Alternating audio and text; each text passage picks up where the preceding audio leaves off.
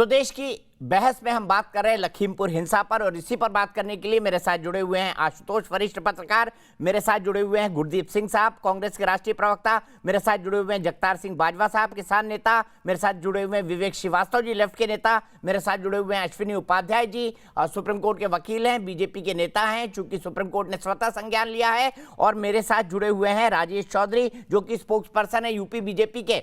देखिए सीधी तस्वीरें आ रही है लखीमपुर के पालिया गांव से, जहां इस वक्त राहुल गांधी और प्रियंका गांधी पहुंचे हैं। गुरदीप सप्पल साहब क्या कहेंगे इस विजिट पर, क्योंकि इस विजिट को पॉलिटिकल टूरिज्म और पता नहीं क्या क्या कहा जा रहा है भारतीय जनता पार्टी की तरफ से, और कह रहे हैं कि खोया हुआ जनाधार है जो कांग्रेस शायद कभी ना प्राप्त कर पाए उत्तर प्रदेश चुनाव से पहले। कैसे लेंगे इस क्रिटिसिज्म को भारतीय जनता पार्टी? क्या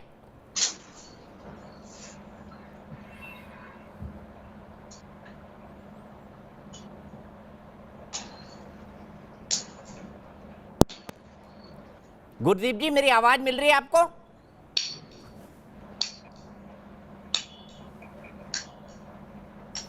आपको आ रही है मेरी आवाज? जी बिल्कुल, बोलिए, आप अनम्यूट कर लीजिए अपने आप को। कैसे लेंगे इस क्रिटिसिज्म को?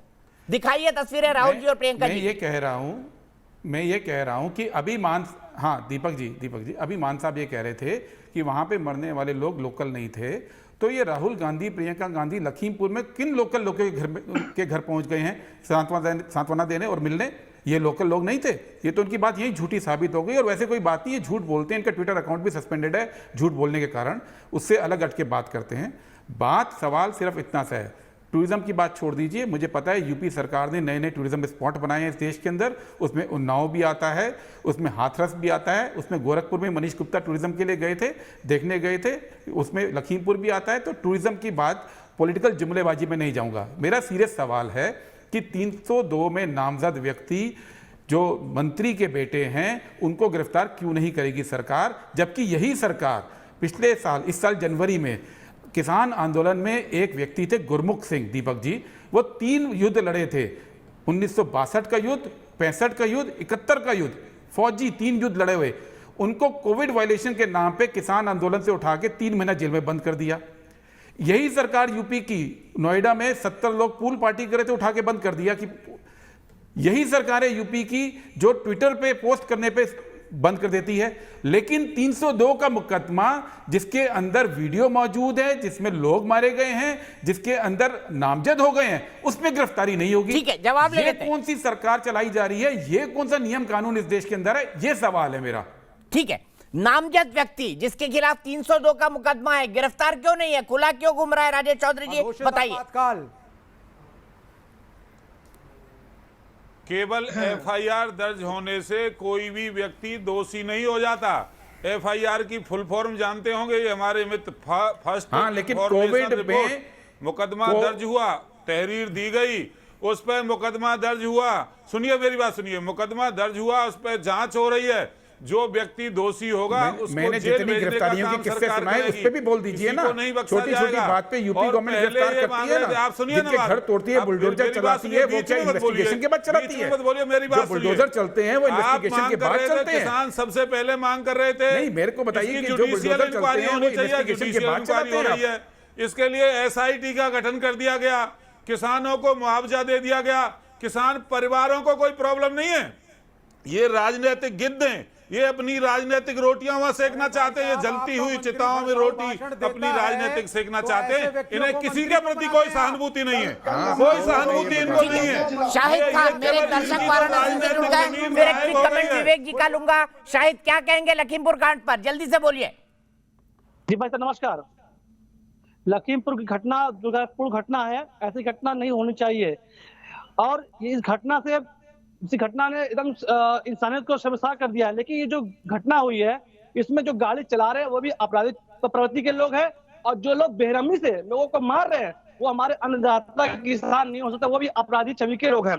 क्योंकि ठीक है, मैं सीधे विवेक श्रीवास्तव जी के पास चलूंगा। विवेक श्रीवास्तव जी, ये भी आम जनता कह रही है कि जिन लोगों ने पीट पीट कर मार दिया उन पर आप क्यों खामोश है? उनकी भी तो आलोचना कर दीजिए, और कहिए किसानों ने पीट पीट कर मारा है, क्योंकि किसानों पर ही आरोप है कि उन्होंने पीट पीट कर मार दिया। हम नहीं खामोश है, हम नहीं खामोश है।